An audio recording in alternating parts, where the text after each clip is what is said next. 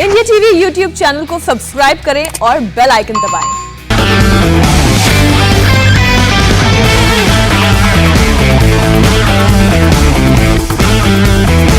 नमस्कार, आज की बात में आपका स्वागत है। इस समय पूरे देश में हाहाकार है। कोरोना के संकट को लेकर हर तरफ चीत्कार है। परिवार के परिवार, मोहल्ले के मोहल्ले, शहर के शहर कोरोना की चपेट में है। सारे इंतजामात, सारी कोशिशें, सारी तैयारियां नाकाफी साबित हो रही हैं।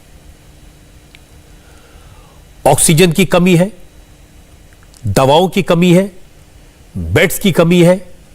हर तरफ मरीज ही मरीज दिखाई देते हैं। मरीजों की बात सुनते हैं तो लगता है कि हे भगवान, हॉस्पिटल कर क्या रहे हैं? डॉक्टर मरीजों की मदद क्यों नहीं करते? उन्हें भर्ती क्यों नहीं करते?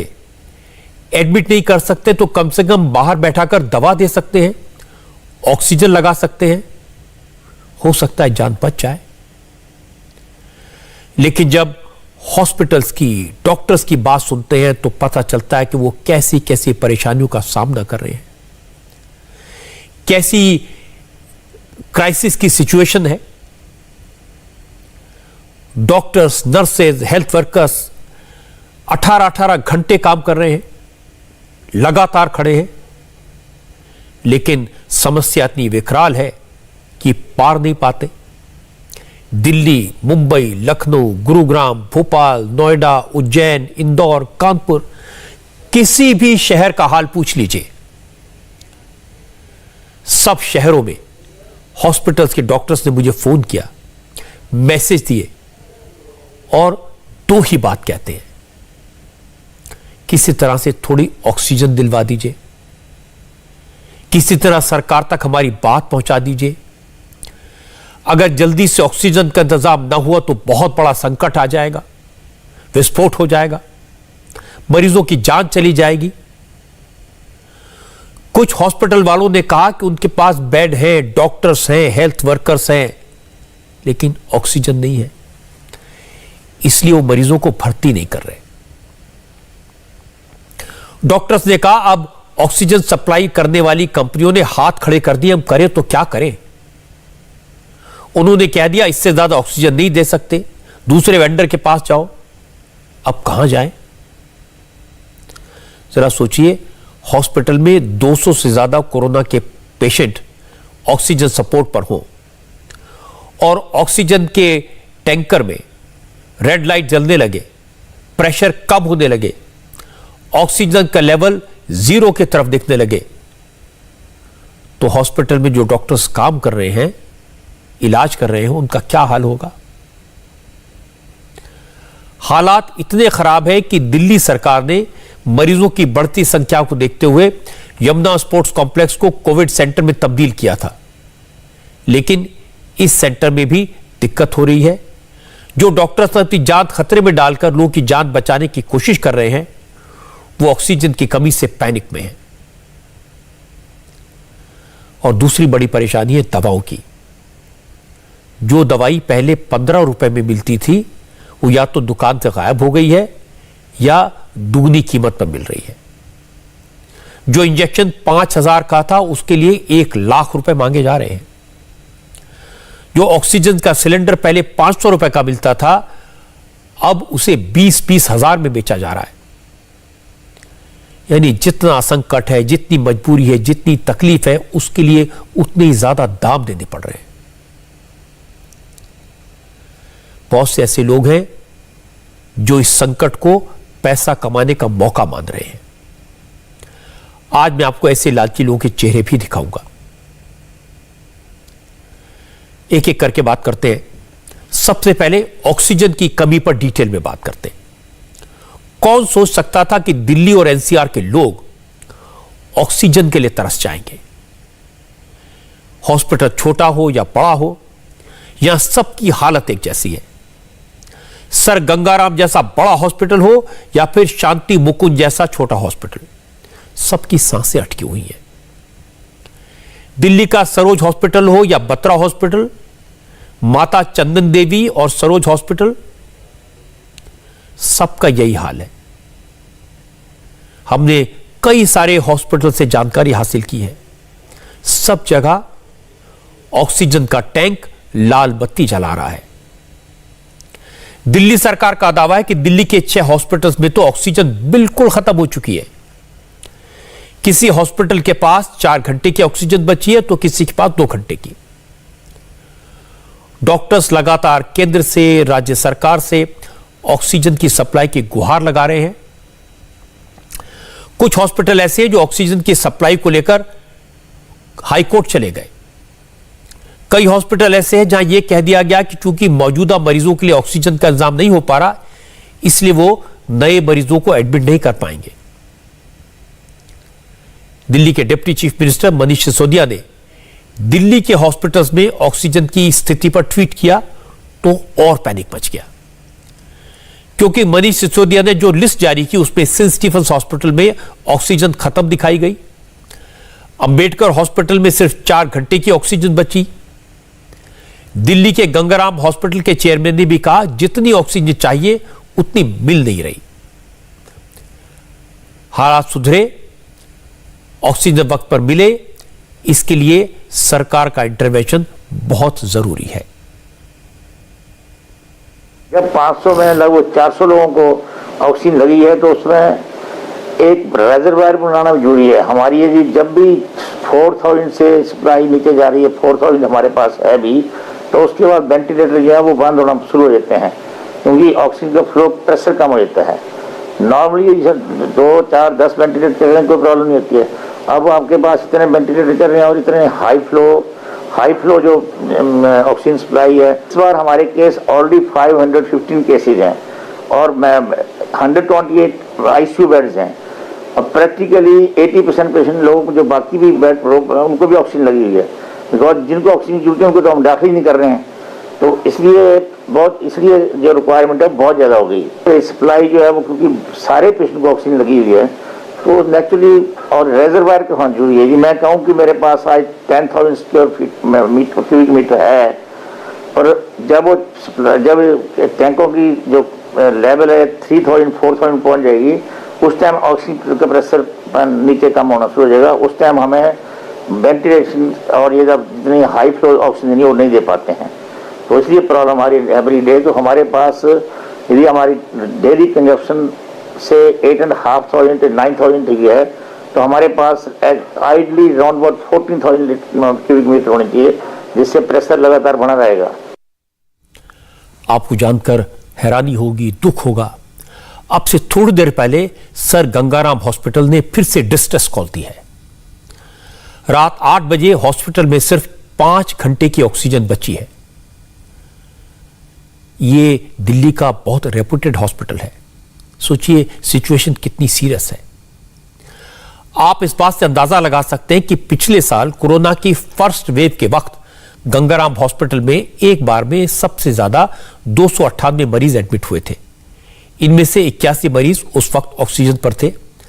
इस बार 515 पेशेंट हॉस्पिटल में एडमिट हैं, जिनमें से 128 आईसीयू में है। कुल मिलाकर 80% मरीज ऑक्सीजन सपोर्ट पर है। इसलिए ऑक्सीजन की डिमांड बढ़ी है। मरीजों की जान बचाने के लिए ऑक्सीजन रेगुलर बेसिस पर चाहिए। अब गंगाराम हॉस्पिटल तो बड़ा हॉस्पिटल है, कहीं ना कहीं से इंतजाम कर ही लेंगे। इस तरह के हॉस्पिटल में ऑक्सीजन का सेंट्रल प्लांट होता है, लेकिन जो छोटे हॉस्पिटल्स हैं उनमें ऑक्सीजन की सप्लाई सिलेंडर से की जाती है। ईस्ट दिल्ली के शांति मुकुंद हॉस्पिटल के सारे कोविड बेड्स फुल हैं। ज्यादातर मरीज सीरियस हैं और अब ऑक्सीजन खत्म होने के कगार पर है। हॉस्पिटल के सीईओ आज ये बात बताते बताते रो पड़े। उन्होंने कहा वो जानते हैं कि मरीजों की हालत गंभीर है, मरीज की जान बचाना उनका फर्ज है, कर्तव्य है, लेकिन क्या करें, ऑक्सीजन है ही नहीं। इसलिए मजबूरी में मरीजों को डिस्चार्ज करना पड़ रहा है, घर भेजना पड़ रहा है। Our oxygen stock has almost dried up. Now we have cancelled, we have requested our doctors to discharge the patient, whichever can be discharged. Whatever cylinders are there, we are trying to put them on the ICU beds, all those things, because ultimately they are force carrying and there could be accidents also. Now what we have done is, whatever volume of oxygen we are giving, we have tried to little tweak it so that it can last more. Hardly, if at all something is there, it may be 2 hours or something. Under 10 patients on oxygen. There are about 12 patients which are on ventilator and BiPAP. There are 85 patients which are more than 5 liters per minute oxygen supplies के ऊपर. There are other people, they are also there. There are cancer patients, there are cardiac patients, and ultimately it will be very deplorable condition, very unfortunate condition.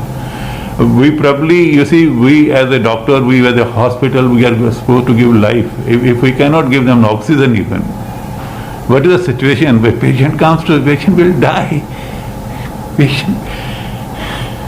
Patient will die.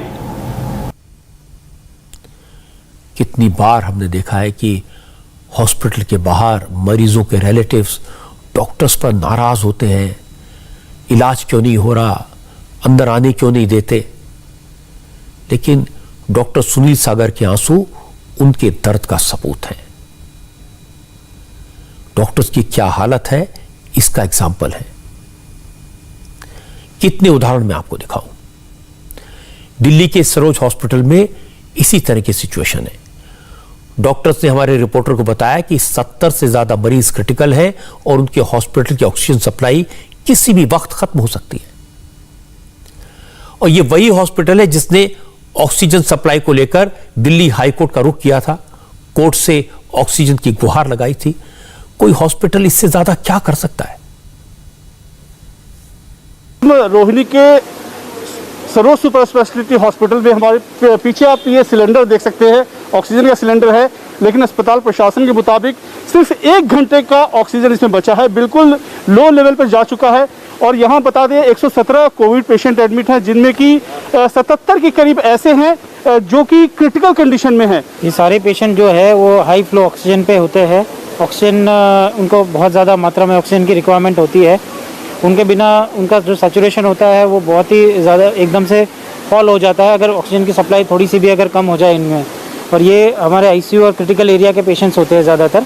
और ये patient जो होते हैं ये without oxygen उनका survival थोड़ी मुश्किल हो। ऐसे भी पेशेंट है कि जो अगर ऑक्सीजन की डिमांड एकदम से कम हो जाए तो उनका सर्वाइवल भी मुश्किल हो जाता है। जो लिक्विड मेडिकल ऑक्सीजन जो मेरे इस टैंक में है, इसकी कैपेसिटी 5000 लीटर है, 5 KL इसकी कैपेसिटी है। ये बिल्कुल खाली हो चुका है इस टाइम पे, पिछले 1.5 घंटे से ये खाली है। इसका बिल्कुल कोई ऑक्सीजन इसमें है नहीं। हम जो इसके बैकअप के लिए हमने जो सिलेंडर्स रखे हुए थे, हमारा जो बैकअप अभी पेशेंट तक, जो हर पेशेंट पे अभी बैकअप पहुंच रहा हमारा बाई सिलेंडर के द्वारा, हमारे हर पेशेंट को बैकअप दे रहे हैं जो सेंट्रल लाइन सप्लाई है। तो मेरे 120 पेशेंट हैं, 120 पेशेंट तक अभी सब पेशेंटों पे ऑक्सीजन की सप्लाई अभी चालू है। बट मेरे पास अभी जो करंट जो मेरे पास अभी है 45 मिनट का मेरे पास अभी बैकअप बचा हुआ है। बाकी इसके बाद मेरे पास बैकअप अवेलेबल नहीं है। हमने दिल्ली में अपनी चारों तरफ गाड़ियां दौड़ा रखी हैं, एम्बुलेंस दौड़ा रखी है, कहीं से भी कोई सपोर्ट नहीं मिल पा रहा है। अभी आगे की सिचुएशन यही है कि मेरे पास 45 मिनट के बैकअप के अलावा और कुछ भी नहीं है अभी। जब डॉक्टर्स इतने हताश हैं, इतने निराश हैं, इतने दुखी हैं, तो सोचिए उन लोगों पर क्या बीत रही होगी जो अपने रिश्तेदारों को लेकर इधर से उधर भाग रहे हैं। कभी ऑक्सीजन के लिए, कभी इंजेक्शन के लिए, कभी दवाई के लिए भटक रहे हैं। जब हर तरह की कोशिश करने के बाद कुछ नहीं मिलता तो फिर लोगों का सब्र जवाब दे देता है, फट पड़ते हैं। दवाई के लिए चक्कर कटवाए, फिर उसके बाद ये करें कि प्लाज्मा लेके आओ। प्लाज्मा एक चीज बता दो, एक चीज, बेड, हॉस्पिटल, प्लाज्मा, गैस। अब ये यही करते रहेंगे कि हमारा क्या ये काम है क्या? हम लोग क्या चाहते हैं कि हमारा मरीज ठीक हो जाए। हम तो डॉक्टर के सहारे पे चल रहे हैं, मजाक बना के रखा हुआ है। न्यूज आती है फलाने का फलाना मर गया, फलाने का फलाना मर गया। इस कॉन्स्टेंट फेयर में वो कहते हैं कि कोरोना हो जाएगा यार। अरे कम से कम सुविधा मुहैया करा दो आप लोग। कोरोना ही होगा ना, क्या हो गया? ये बेसिक नीड है, ऑक्सीजन नहीं है, ऑक्सीजन दूसरी क्लास में पढ़ाया जाता है। ऑक्सीजन क्या चीज होती है? ऑक्सीजन नहीं है सरकार के पास। 1 साल हो गया, मजाक बना के रखा है आप लोगों ने। मैं मुनीनारायण में, आप किसी भी हॉस्पिटल को बता दो ना आप मुझे। ट्विटर पे लिखते हैं कि गंगाराम में लिखते हैं, पूरे हॉस्पिटल में जाकर घूमते फिरे, संत परमानंद में नहीं ले रहे, तीर्थ राम में नहीं ले रहे। अरे दिल्ली आप बना देते हो भाई साहब। 110 हॉस्पिटल को रात भर फोन करके ना, किसी हॉस्पिटल में एंट्री नहीं कर रहा है। फोन उठा ले, फोन भी उठा के रखिए।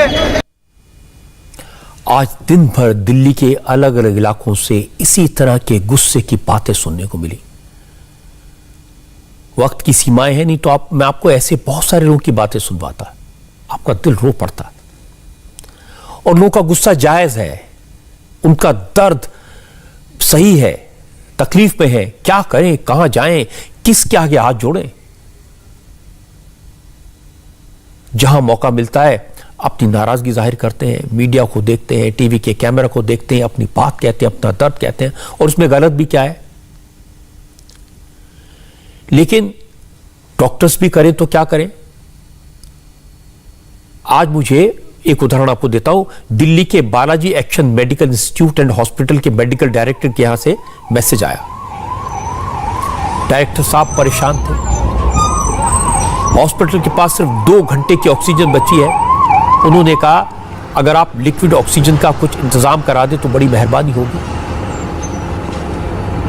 डॉक्टर आनंद बंसल ने बताया कि उन्होंने सिस्टम में हर जगह से कोशिश कर ली है, सरकार के मंत्रियों के दफ्तर में फोन कर चुके, हेल्थ सेक्रेटरी के यहाँ फोन कर लिया, ऑक्सीजन सप्लाई करने वाली कंपनी को सैकड़ों बार फोन किए, लेकिन कोई जवाब देने को तैयार नहीं है।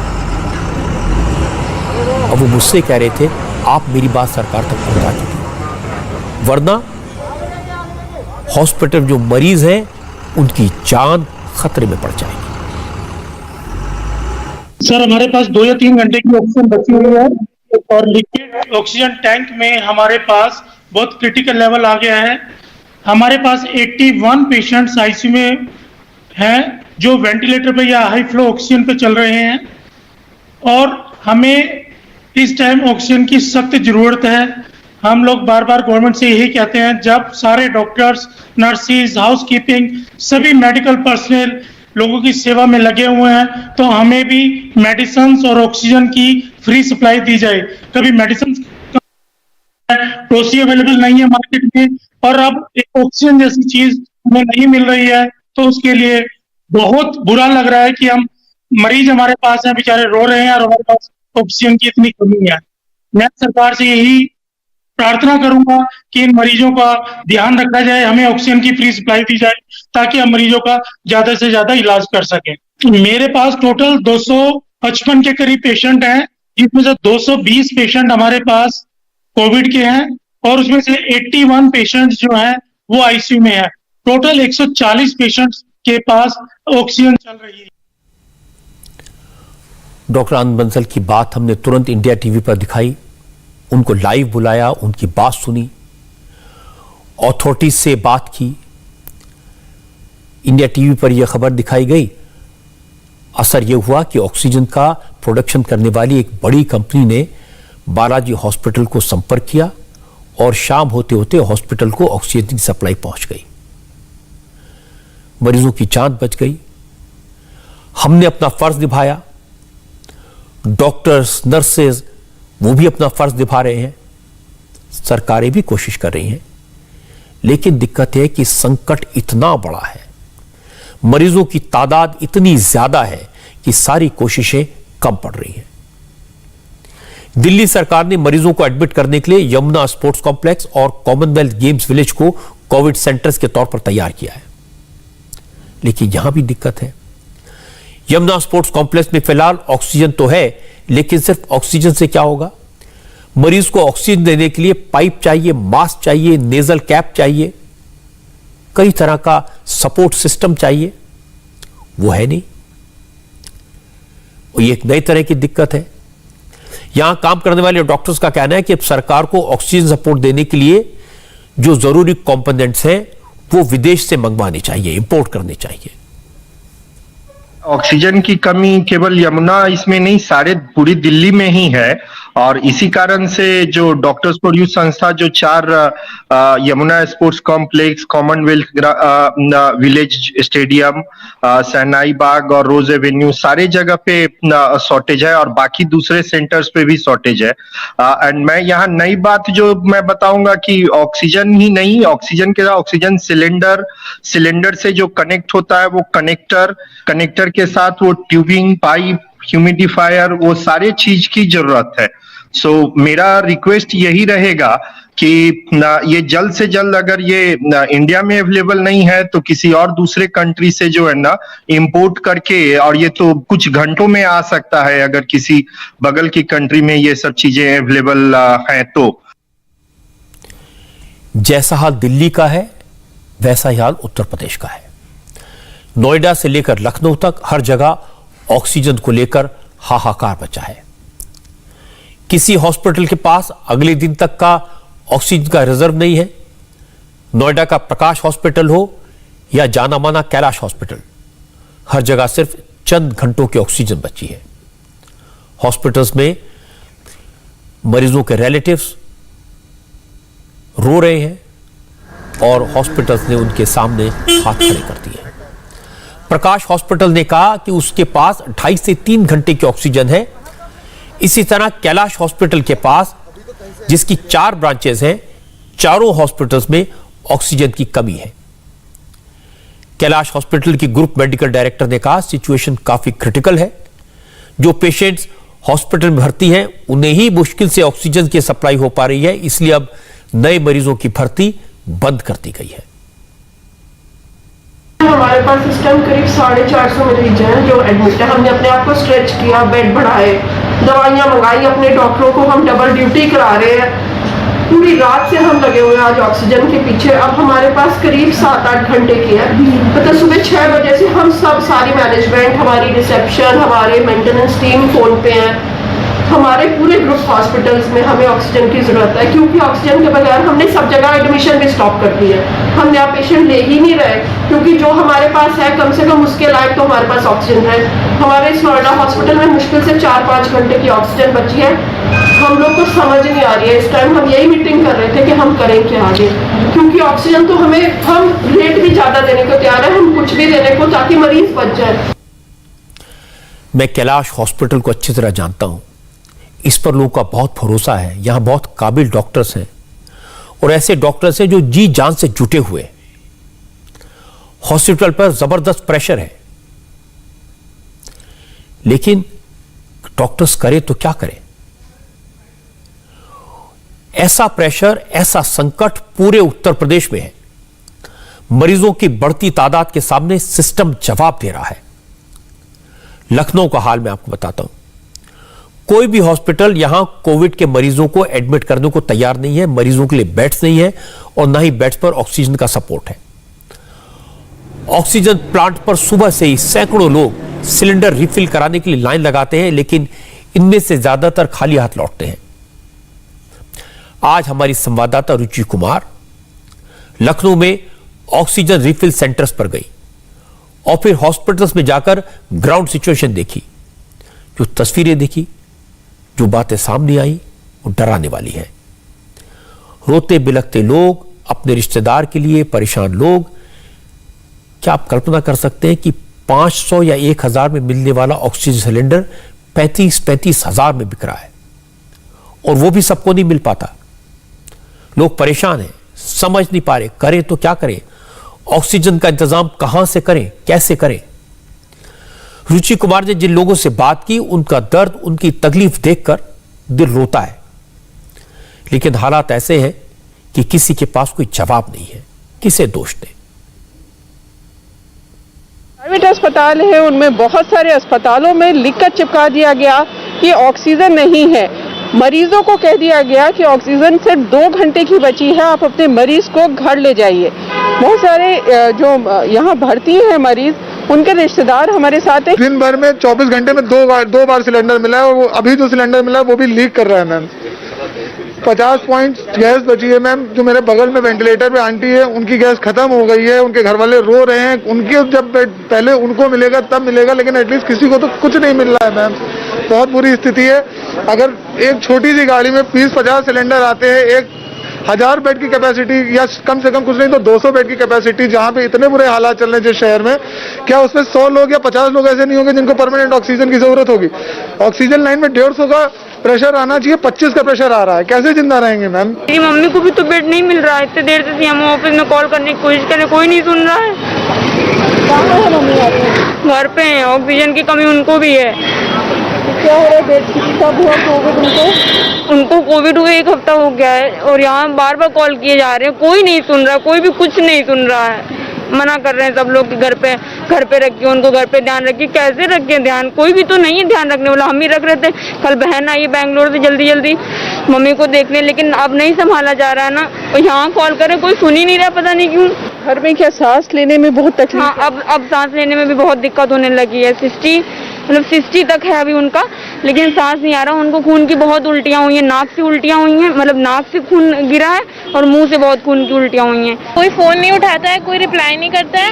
और सीएमओ ऑफिस में 2 डॉक्टर से मेरी बात हुई है। उन लोगों ने बोला आप किसी भी हॉस्पिटल ले जाइए, हम आपको रेफरल लेटर बाद में दे देंगे, ठीक है। और हॉस्पिटल जाते हैं तो रेफरल लेटर मांगते, बिना उसके कोई एडमिट नहीं कर रहा। हम लोगों ने 4 दिन से हम लोग इसी चीज के लिए परेशान हैं। आज सुबह से आके यहाँ पे खड़े हैं, लेकिन कोई 2 लाख रुपए सिर्फ ऑक्सीजन सिलेंडर में लग रहा है। अब तो सिलेंडर भी कहीं नहीं मिल रहा है मैडम, अब तो सिलेंडर भी। मैम आज हम लोगों ने 1 लाख के लिए 3 सिलेंडर, इतना महंगे मिल रहे हैं अब सिलेंडर। मैम इतने बड़े सिलेंडर 1 लाख में 3 सिलेंडर हम लोगों ने लिए हैं मैम। सरकार क्या कर रही है मैम? किस लिए वोट देते हैं हम लोग? किस लिए वोट देते हैं कि ये करें ये लोग? कमिश्नर सर आके हमारा कागज अंदर लेके गए, तब भी नहीं हो रही है सर। बहुत ज्यादा क्रिटिकल कंडीशन है मैम यहाँ। आप सोचिए 1 लाख रुपए में 3 सिलेंडर किसी को मिले। कोई सीएमओ के दफ्तर में भटक रहा है पर्ची लेने के लिए, हॉस्पिटल में जगह नहीं है। मेरी जानकारी है कि इस वक्त यूपी के सरकारी हॉस्पिटल्स में प्राथमिकता से ऑक्सीजन की सप्लाई हो रही है। प्राइवेट हॉस्पिटल को काफी मुश्किलात का सामना करना पड़ रहा है, उनको ऑक्सीजन मिलना मुश्किल हो रहा है। इसीलिए इन प्राइवेट हॉस्पिटल में जो लोग इलाज करा रहे हैं उनके परिवार वाले परेशान हैं। इनकी बात सुनेंगे तो आपको अंदाजा होगा कि लखनऊ में इस वक्त हालत कितनी भयानक है। ऑक्सीजन लेकर क्या करेगा आदमी? जो भी घर में तीमारदार है उनको ही तो चाहिए ना। अति आवश्यक हमारा सरकार सीधा सवाल यह है कि जो घर में आइसोलेट है लोग, जो भी मरीज है, उनको ऑक्सीजन कैसे मिलेगा? अगर आप सारा अस्पताल में भेजे दे रहे हैं तो घर में जो लोग हैं, जो यहाँ लाइन लगाए हुए हैं, उनको कैसे मिलेगा? वो किसके भरोसे रहेंगे? यहाँ प्रशासन जो बैठा हुआ है, जो पुलिस तैनात है, उनसे बात करो तो कह रहे हो नोडल से बात करो, इनसे बात करो, उनसे बात करो, हमसे नहीं बात करो। तो जिम्मेदारी लेगा कौन? यहाँ पे कौन जिम्मेदारी लेगा? घर पे लोग, तमाम लोग मर रहे हैं, रोज पेपर में आ रहा है आज इतने मर गए, आज उतने मर गए, सब ऑक्सीजन की वजह से मर रहे हैं। तो अगर ऑक्सीजन दोगे नहीं तो कैसे, क्या जिंदगी जिएगा आदमी? पूरे नाथागंज से लेके चाहे बीकेटी हो, चाहे देवा रोड हो, चाहे कहीं भी हो, हर जगह मैं पता कर चुका हूँ, कहीं भी ऑक्सीजन मिल नहीं पा रही है मुझको। और यहाँ इतनी व्यवस्था बेकार है कि कुछ कहने को नहीं। सरकार सिर्फ अपने सरकारी अस्पतालों में केवल ऑक्सीजन पहुँचाएगी तो आम आदमी का, जनता पे मरेगा। मरीज हर जगह पर है, हर आदमी। मेरे फादर खुद ही डॉक्टर हैं और उनका 60 लेवल पर ऑक्सीजन आ चुका है। और बताइए मैं अब क्या करूँगा इसके लिए? तो सरकारी अस्पताल में भर्ती होनी नहीं, कोई इंतजाम है नहीं, वहाँ मरने के लिए आदमी लेके जाएगा वहाँ पे, जो कि सरकार कह रही है कि मुझ अति आवश्यक वालों को सिलेंडर दिया जाएगा। लेकिन कहाँ दिया जा रहा है? जितने भी नोडल अधिकारियों के नंबर लिखे हैं, अभी आप लगाइए, मैं भी लगा रहा हूँ, सब सुझाव बता रहे हैं और कोई कुछ बता नहीं पा रहा है। तो क्या सकल देखने के लिए नंबर लगाए गए हैं? कैसे न किसी को ऑक्सीजन मिलेगी? इतना इंतजाम पहले करा होता तो ये आज नौबत नहीं आई होती। कोई नहीं, यहाँ सब कह रहे हैं लिक्विडिटी खत्म है। देखिए पोस्टर इन्होंने लगा रखे हैं, कह रहे हैं कि यहाँ लिक्विडिटी खत्म है। बस यही एक जवाब है। और प्रशासन अपना दबाव यहाँ डाल के सरकारी गाड़ियों में ऑक्सीजन पहुँचा रहा है, चाहे वो नादरगंज में हो, चाहे बीकेटी में हो, चाहे कहीं भी हो, सिर्फ सरकारी अस्पतालों में गाड़ी पहुँच रही है। रुचि कुमार हमारी संवाददाता लखनऊ से इस वक्त हमारे साथ हैं। रुचि, लोगों की बात सुन रहे हैं, आपने लोगों के दुख को हमारे साथ बांटा है। सबसे आश्चर्य की बात है कि लोग कह रहे हैं कि उन्हें सीएमओ के दफ्तर जाना पड़ता है पर्ची लेने के लिए। वो कहते हैं कि आप हॉस्पिटल चले जाइए, पर्ची बाद में दे देंगे। देखिए यहाँ पे कानून ये बनाया गया था रजत जी कि आपको अगर कोई अस्पताल में भर्ती होना है, चाहे वो सरकारी अस्पताल हो चाहे निजी अस्पताल हो, उसमें आपको पहले RT-PCR टेस्ट में पॉजिटिव, कोविड पॉजिटिव होना चाहिए। तो पहली दिक्कत उसमें आ रही थी क्योंकि इस वेव में बहुत सारे लोगों का टेस्ट RT-PCR नेगेटिव निकल रहा है, लेकिन उनके अंदर कोविड के सारे लक्षण हैं, उनको सांस लेने में बहुत तकलीफ हो रही है। तो 4 दिन पहले करीब सरकार ने ये कहा कि अगर लक्षण है या चेस्ट का जो CT स्कैन है उसमें अगर दिख रहा है तो उनको एडमिशन मिल जाएगा। अब ये दिक्कत कि CMO से लिखवा के लाइए, तो आप समझ सकते हैं कि जो आदमी इतना ज़्यादा परेशान है इस समय, और कई घर ऐसे हैं जहां हर कोई बीमार पड़ा है, कई घर ऐसे हैं जिसमें कोई अकेला है, तो वो CMO से कैसे लिखवाएगा, कैसे अपना नाम पोर्टल में डलवाएगा। तो आज सरकार ने एक अच्छा काम, थोड़ा राहत मरीजों को जो परेशान हो रहे हैं उनके घर वाले, अब ये कह दिया है कि CMO से लिखवाने की ज़रूरत नहीं है। अगर कोई प्राइवेट अस्पताल में जगह है तो वो भर्ती कर इलाज कर सकते हैं। तो आप कह सकते हैं कि इस मुश्किल के दौर में जो दर दर भटक रहे हैं उनके लिए कम से कम ये परेशानी कम आज सरकार ने की है कि उनको CMO से जाकर लिखवाना पड़ेगा, तभी उनका मरीज भर्ती होगा। रजत जी, रुचि, ये एक राहत वाली बात आपने बताई है और लोगों की बात हम तक पहुंचाई है। मैं आपकी हिम्मत की दाद देता हूं। इस मुश्किल समय में आप रिस्क लेकर लोगों से मिली, उनकी बात सुनी। आप खुद कोरोना से एक बार उबर चुकी हैं, लेकिन लोगों का दर्द पहुंचाने का काम आपने किया है। बहुत बहुत शुक्रिया आपका। और मैं ये जरूर कहूंगा रुचि, अपना बहुत ख्याल रखिए इस संकट के समय में। हालांकि जैसा हाल उत्तर प्रदेश का है, जैसा रुचि ने दिखाया, दूसरे राज्यों का हाल भी कुछ अलग नहीं है। महाराष्ट्र का हाल आपको बताता हूं। ऑक्सीजन की जबरदस्त किल्लत है। मुंबई, ठाणे, नवी मुंबई, पालघर, नासिक, नागपुर, सब जगह से हमारे रिपोर्टर्स ने बताया कि जो हॉस्पिटल्स हैं उनमें ऑक्सीजन की शॉर्टेज है। हर जगह ऑक्सीजन के प्लांट्स के बाहर सिलेंडर भराने के लिए टेम्पो, ऑटो, बड़े बड़े ट्रक्स की लाइन लगी हुई है। प्रेशर इतना है कि कंपनियां पिछले साल के मुकाबले ज्यादा ऑक्सीजन बना रही हैं, लेकिन इसके बावजूद मांग पूरी नहीं हो पा रही। दिनेश मौर्य, हमारे संवाददाता, आज मुंबई से 35 किलोमीटर दूर वसई इलाके में एक बड़े ऑक्सीजन प्लांट में पहुंचे। यहां से रोजाना 700 से 1000 सिलेंडर्स आसपास के इलाकों में भेजे जाते थे। पहले 12 घंटे काम होता था, लेकिन कोरोना की दूसरी लहर के बाद यह प्लांट 24 घंटे लगातार चलता है। जो लोग ऑक्सीजन सिलेंडर लेने आते हैं उनका कहना है कि तो भी 3-3 घंटे वेटिंग है। हॉस्पिटल पर प्रेशर है, इसलिए एक एक दिन में 6-6 चक्कर लगाने पड़ते हैं। इस वक्त हम हैं वसई इलाके के सबसे बड़े ऑक्सीजन प्लांट में, जहां पर प्रतिदिन 700 से 1000 तक सिलेंडर्स को जो है रिफिल किया जाता है।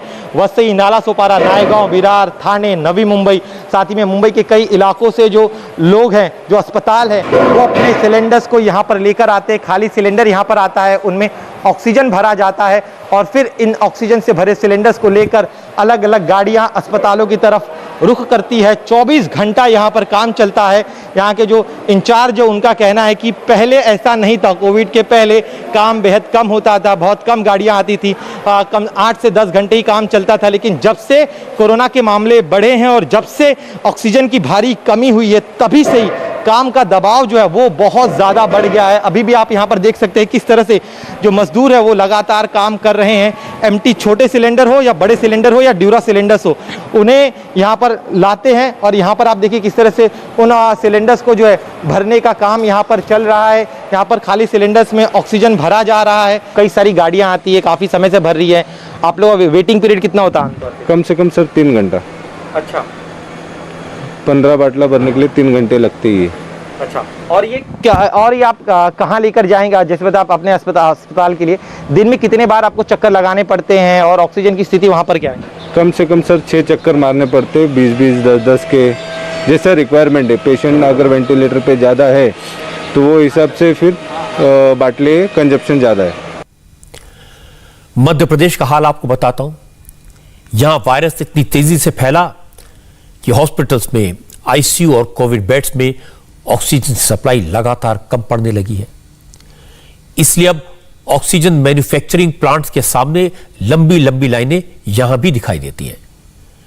लोगों को सिलेंडर रिफिल करवाने में यहां भी 3 से 4 घंटे का वक्त लग रहा है। हमारे संवाददाता अनुराग अमिताभ का कहना है कि इस वक्त पूरे मध्य प्रदेश में 82,000 से ज्यादा एक्टिव मरीज हैं। इनमें से करीब 20,000 मरीज आईसीयू और कोविड बेड्स पर हैं, यानी इन्हें ऑक्सीजन सपोर्ट की जरूरत है। इसीलिए पहले के मुकाबले इस बार ऑक्सीजन की खपत ज्यादा हो रही है, डिमांड बढ़ गई है। प्रदेश में तकरीबन 18,000 से ज्यादा जो गंभीर अवस्था में कोरोना संक्रमित मरीज हैं, उनको संभालना अब निजी अस्पताल और सरकार और प्रशासन के लिए बेहद मुश्किल साबित होता जा रहा है। वजह साफ है, ऑक्सीजन की जो कमी है, जिसके चलते ये लंबी लाइन आप देख सकते हैं। इस वक्त बीएचईएल जो ग्राउंड है, जो बीएचईएल है, उसके पास लगी हुई है। तकरीबन 200 से 300 मीटर की लंबी लाइन लगी हुई है और ऐसे तकरीबन 3 घंटे से जो लोग खड़े हैं ऑक्सीजन सिलेंडर के लिए, उनके लिए ये लाइन है। तकरीबन भोपाल में जो 90 से ज्यादा जो कोविड केयर सेंटर्स हैं, उनमें से माना जाए तो 50 से ज्यादा अस्पतालों में ऑक्सीजन की सप्लाई बढ़ गई है और गंभीर मरीजों को जो लगातार ऑक्सीजन जो देना है, तकरीबन 100 मीट्रिक जो टन है, उससे ज्यादा ऑक्सीजन, उससे मांग ऊपर निकल गई है। आपूर्ति सिर्फ 80 मीट्रिक टन पर ही है और इसके चलते ऑक्सीजन की पर्याप्त सप्लाई न होने के चलते ये ऑक्सीजन का जो संकट है वो साफ तौर पर बढ़ता जा रहा है। और प्रदेश का आंकड़ा जो है वो तकरीबन 400 एमटी का है, सप्लाई 380 हो रही है, जिसके चलते इस तरीके का दृश्य आप साफ तौर पर देख सकते हैं। यहां शिवराज सिंह चौहान ने, चीफ मिनिस्टर ने कमान अपने हाथ में ली है और आज शाम तक जो खबर मिली उसमें पता चला कि मध्य प्रदेश में ऑक्सीजन की सप्लाई काफी कुछ कंट्रोल में है और 30 अप्रैल तक ये स्थिति पूरी तरह सुधर जाएगी।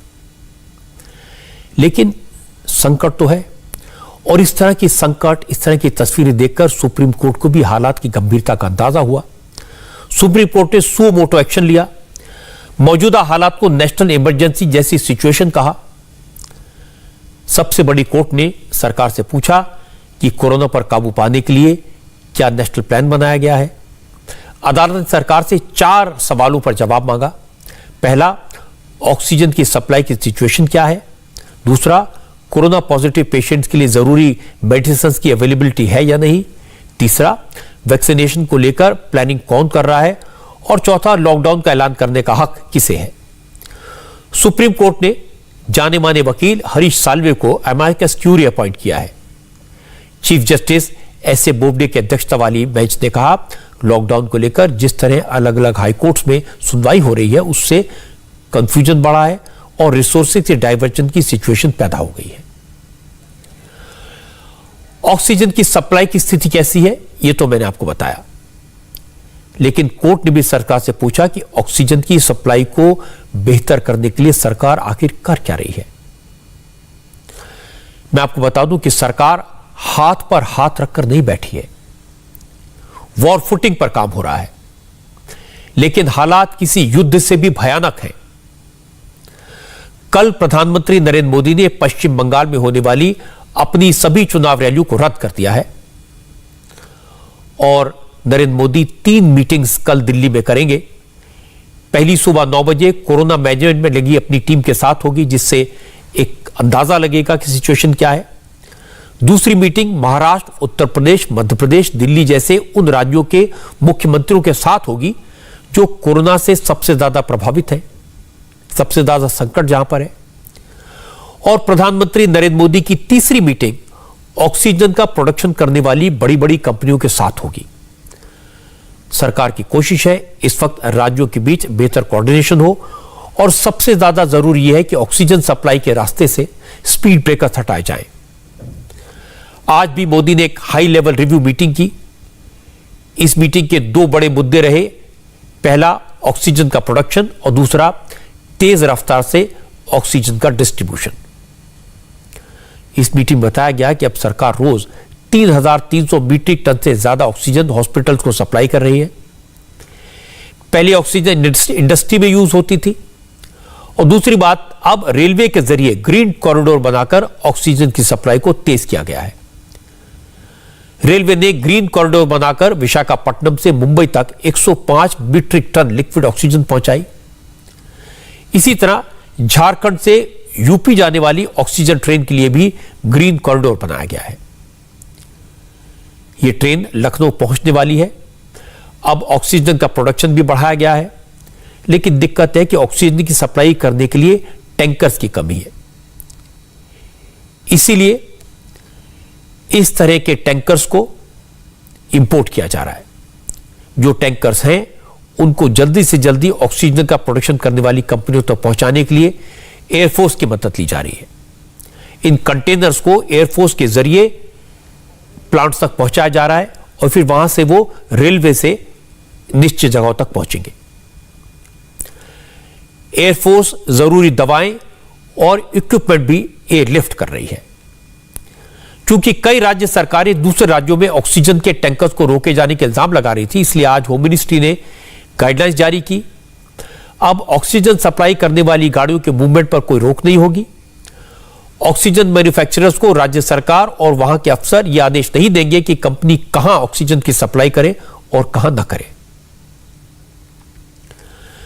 क्योंकि सरकार एक्शन में है, एक्शन का असर दिखाई दे रहा है, इसलिए हॉस्पिटल्स में भरोसा पैदा हुआ है। अब से थोड़ी देर पहले फोर्टिस एस्कॉर्ट हार्ट इंस्टीट्यूट के चेयरमैन अशोक सेठ ने बताया, पिछले 2 दिन में हालत काफी खराब थी, लेकिन अब जो तेजी दिख रही है उससे लगता है कि स्थितियां सुधरेंगी। 24 से 48 घंटे में हालात काबू में आ जाएंगे।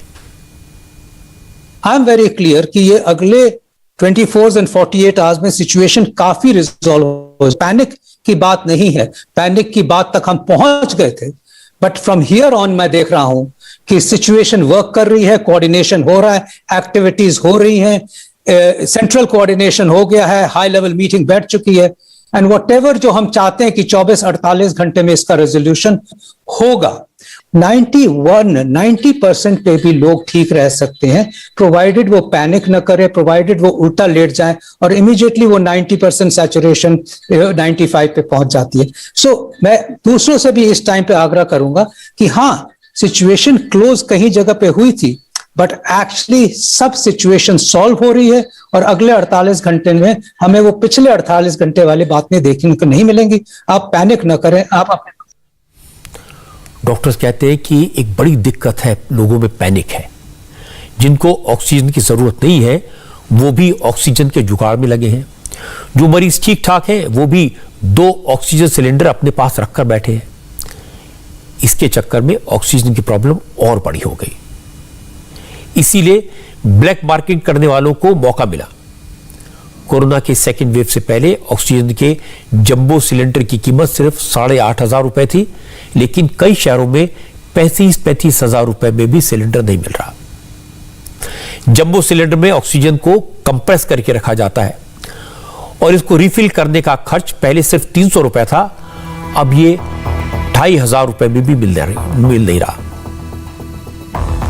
बाजारों में कमी हुई तो लोगों ने ऑनलाइन शॉपिंग शुरू की। कई वेबसाइट पर पोर्टेबल सिलेंडर की बिक्री 4 गुना बढ़ गई है और इसकी कीमत लगभग 6,000 रुपए है और इसे खरीदने के लिए अब 15 दिन की वेटिंग चल रही है। अब डिमांड बढ़ने के बाद इसकी कीमत भी डबल हो गई है। जो पल्स ऑक्सीमीटर पहले 1 हफ्ते पहले तक 700-800 रुपए का मिल रहा था, वो ऑक्सीमीटर 2,500-3,000 का मिल रहा है और वो भी बड़ी मुश्किल से। और उसकी रीडिंग सही हो इसकी कोई गारंटी नहीं है। बहुत सारे लोगों ने ऑक्सीमीटर की रीडिंग की वजह से बहुत परेशानी झेली है। सिलेंडर की कमी हुई है तो लोगों ने ऑक्सीजन का कॉन्सेंट्रेटर खरीदना शुरू किया। ये वो मशीन है जो हवा से ऑक्सीजन बना लेती है, अलग से सिलेंडर की जरूरत नहीं होती। 2 दिन पहले तक ये मशीन 20,000 में मिल रही थी। शाम 7 बजे तक आज इस मशीन की कीमत 40-45 हजार थी और 8:30 बजे उसी मशीन की कीमत बढ़कर 66,000 से ज्यादा हो गई। इसमें कोई शक नहीं कि ऑक्सीजन का संकट बहुत बड़ा है, दिल दहलाने वाला है। मुझे सुकून मिला जब बालाजी हॉस्पिटल का मैसेज आया कि इंडिया टीवी पर खबर देखने के बाद ऑक्सीजन का प्रोडक्शन करने वाली कंपनी ने उन्हें अपने आप कांटेक्ट किया, ऑक्सीजन भेजी। कितने लोगों की जान का खतरा टल गया। लेकिन ये सिर्फ एक हॉस्पिटल की बात है। मेडिकल ऑक्सीजन का प्रोडक्शन करने वाले ग्रुप पूरी ताकत लगा रहे हैं। रिलायंस जैसी बड़ी कंपनियों ने खुद आगे आकर मदद की है। रेलवे ने ऑक्सीजन के टैंकर्स को पहुंचाने के लिए नॉन स्टॉप ट्रेन चलाई है। एयरफोर्स ने कंटेनर्स कैरी करने के लिए इनिशिएटिव लिया है। प्रधानमंत्री ने अच्छा किया कि कल की बंगाल की चुनावी रैलियां कैंसिल कर दी और कल पूरा दिन देश को इस संकट से निकालने की कोशिश में लगाएंगे। शाम को मैंने आज डॉक्टर से पूछा क्या इन सारे स्टेप्स का कोई फायदा होगा। उनका कहना है कि अभी तक जो स्टेप्स उठाए गए हैं उनका असर दिखाई दे रहा है। अब जो वादा किया गया उसके मुताबिक अगर कदम उठाए जाएंगे तो अगले 48 घंटे में देश भर में ऑक्सीजन की प्रॉब्लम काफी हद तक सॉल्व हो जाएगी। ये 48 घंटे जैसे तैसे करके जहां से भी इंतजाम हो किसी तरह निकालने हैं। डॉक्टर्स की बात सुनकर मुझे राहत मिली। मेरी प्रार्थना है डॉक्टर्स की बात सही साबित हो और देश में ऑक्सीजन की कमी से किसी की जान न जाए। लेकिन प्रॉब्लम सिर्फ ऑक्सीजन की नहीं है। कोरोना के ट्रीटमेंट में काम आने वाली दवाएं वो भी ब्लैक मार्केट में मिल रही हैं। आज देश के कई शहरों से इस तरह की खबरें आई। जिस तरह से ऑक्सीजन की शॉर्टेज है उसी तरह से दवाइयों की भी शॉर्टेज है।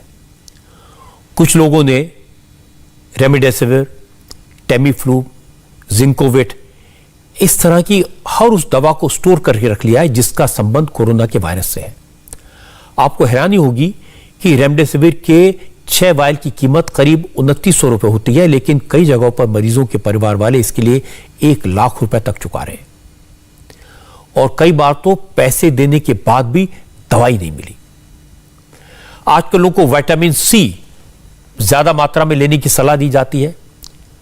लोगों को लगता है कि विटामिन सी कोरोना से बचा सकता है, इसलिए लोगों ने विटामिन सी की टैबलेट को खरीदना शुरू कर दिया। जो 15 लिम्सी टैबलेट 15 रुपए की मिलती थी अब वो आसानी से मिल रही है। अगर मिलती भी है तो कम से कम 30 रुपए की, डबल। फेबीफ्लू की 10 टैबलेट जो करीब 1200 रुपए में मिलती थी अब ये मार्केट से गायब है। इसके सब्स्टिट्यूट भी नहीं मिल रहे। अगर किसी को मिलती है तो इसकी 3 गुना कीमत चुकानी पड़ती है। दवाओं की कमी बड़ी प्रॉब्लम है। और सोचिए कि पुलिस क्या क्या करे। ऑक्सीजन के टैंकर्स को एस्कॉर्ट करे, ऑक्सीजन को लूटने से बचाए, दवाओं की होर्डिंग करने वालों को पकड़े, दवाओं की ब्लैक मार्केटिंग करने वालों को दबोचे।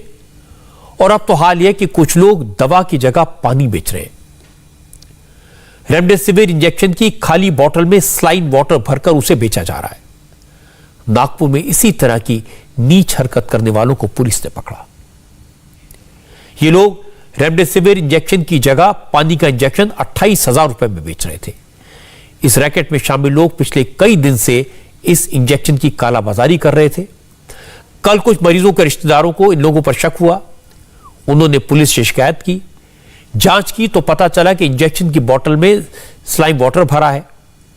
पुलिस ने इस मामले में 3 लोग को अरेस्ट किया, जिनमें से एक आरोपी प्राइवेट हॉस्पिटल में टेक्नीशियन था। वही इस बात की खबर रखता था कि किसे इस इंजेक्शन की जरूरत है और उन्हें ग्राहक बनाकर इन लोगों के पास भेजता था। राजस्थान के उदयपुर में एक डॉक्टर ही इंजेक्शन की ब्लैक मार्केटिंग करते हुए पकड़े गए। डॉक्टर मोहम्मद अबीर खान एक प्राइवेट मेडिकल कॉलेज में कार्डियोलॉजिस्ट के तौर पर काम करता है, लेकिन कोरोना क्राइसिस के दौरान रेमडेसिविर इंजेक्शन की शॉर्टेज को देखते हुए उन्होंने इसकी कालाबाजारी शुरू कर दी। इस काम में डॉक्टर की मदद इसी मेडिकल कॉलेज में एमबीबीएस के स्टूडेंट मोहित ने की। पुलिस को पता चला, इन्हें रंगे हाथ गिरफ्तार करने के लिए पुलिस के एक जवान को कस्टमर बनाकर भेजा गया। 35 हजार रुपए में 2 इंजेक्शन का सौदा तय हुआ और जैसे ही लोगों ने पैसे लेकर दवाई की डिलीवरी की, पुलिस ने उन्हें अरेस्ट कर लिया। इंदौर के शेल्बी हॉस्पिटल से रेमडेसिविर के 139 इंजेक्शन चोरी हो गए। जांच हुई तो पता चला कि हॉस्पिटल के कर्मचारी ने ही चोरी की थी।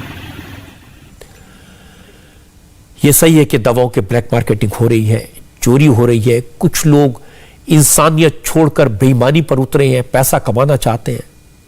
दवाओं की कमी है, ऑक्सीजन की कमी है, लोग इसका फायदा उठा रहे हैं। लेकिन मैं आपसे कहूंगा कि परेशान होने की जरूरत नहीं है। डरना है तो कोरोना से, लेकिन अगर कोरोना हो जाए तो फिर बिल्कुल नहीं डरना, हिम्मत से लड़ना है। यह आपका कुछ नहीं बिगाड़ पाएगा अगर आप में विल पावर होगी। इस वक्त इस संकट से सबको मिलकर लड़ने की जरूरत है। मेडिकल फैसिलिटीज बढ़ाने के साथ साथ वैक्सीनेशन में तेजी लाने की जरूरत है। इन सब चीजों पर काम हो रहा है। थोड़ा वक्त है, गुजर जाएगा। इस तकलीफ से हम बच जाएंगे। कोरोना से जंग में जीत के लिए वॉर फुटिंग पर काम हो रहा है। अब तक देश में करीब 14 करोड़ लोगों को कोरोना वैक्सीन की डोज दी जा चुकी है। अब कोशिश है कि वैक्सीनेशन की रफ्तार को और तेज किया जाए। अब देश में 1 मई से आप जानते हैं 18 साल से ज्यादा उम्र के सभी लोगों को वैक्सीन की डोज मिल सकेगी। 18 साल से ऊपर के जो भी लोग वैक्सीन लेना चाहते हैं उन्हें कोविन पोर्टल पर रजिस्ट्रेशन करवाना होगा। 24 अप्रैल तक कोविन पोर्टल अपडेट हो जाएगा और 28 अप्रैल से 18 साल से ज्यादा उम्र के लोग कोविन ऐप पर रजिस्ट्रेशन करवा सकेंगे। तो अगर आपकी उम्र 18 साल से ज्यादा है तो डेट याद कर लीजिए, 28 अप्रैल रजिस्ट्रेशन शुरू होगा और 1 मई से वैक्सीनेशन। तो बिल्कुल पीछे मत रहिए। वैक्सीनेशन इस बात की गारंटी तो नहीं है कि आपको कोरोना का इन्फेक्शन नहीं होगा, लेकिन वैक्सीनेशन इस बात की गारंटी है कि अगर आपको इन्फेक्शन हो भी गया तो यह जानलेवा नहीं होगा। जितने ज्यादा लोग वैक्सीन लगवाएंगे उतने कम लोग हॉस्पिटल जाएंगे। हॉस्पिटल पर डॉक्टर्स पर प्रेशर कम होगा। आज जो ऑक्सीजन की, दवाइयों की जो मारामारी है, यह कम से कम बिल्कुल खत्म हो जाएगी। इसलिए वैक्सीन लगवाइए, इसमें आपका भी भला है और देश का भी। नमस्ते, मैं हूं मीनाक्षी जोशी। वीडियो और खबरों से अपडेट रहने के लिए India TV YouTube channel subscribe करें, बेल आइकन दबाना ना भूलें। जुड़े रहें इंडिया टीवी के साथ।